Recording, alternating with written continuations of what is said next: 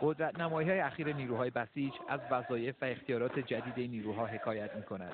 وظیفه تازه‌ای که مقامات ایران نام آن را مقابله با تهدیدات نرم گذاشتند. عبارتی که روز گذشته فرمانده سپاه پاسداران بار دیگر به کار برد، با این خبر که برای ایده‌های جدیدش در این باره مهر تایید آیت الله خامنه‌ای رهبر ایران را نیز گرفته است.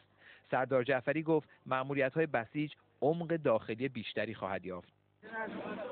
این اظهارات شاید کمی مبهم و کلی به نظر آید، اما روشن است که این تغییرات ساختاری در بسیج چه افراد و جریان‌هایی را هدف گرفته است.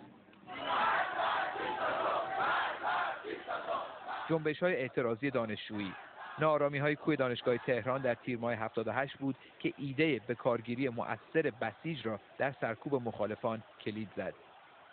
فعالان حقوق زنان که گاهی با گردهمایی برای جنبشی به اسم کمپین 1 میلیون امضا علیه سیاست‌های حکومت موضع‌گیری می‌کنند. فعالان حقوق بشر که به ویژه در تشکیلاتی به اسم کانون مدافعان حقوق بشر فعالیت می‌کنند و اخیراً به دفترشان حمله شد. و حتی شاید تلاش برای تاثیرگذاری در انتخابات، احتمالی که اصلاح طلبان درون حکومت را به شدت نگران کرده است.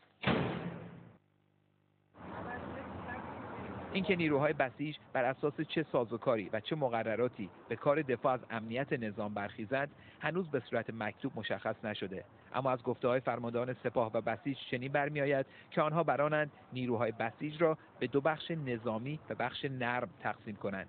بخش نظامی همان وظایفی را دارد که گردان‌های عاشورا و الزهرا دارند. بخش نرم ظاهراً قرار است استقلالی نسبی داشته باشد تا بنا به گفته‌های اخیر فرمانده بسیج مجبور نباشد به خاطر آنکه تحت نظامی فرماندهی است محافظه‌کار شود.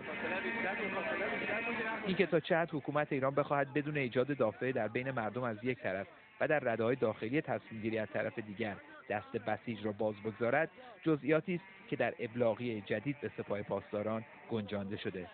سیاوش اردلان، BBC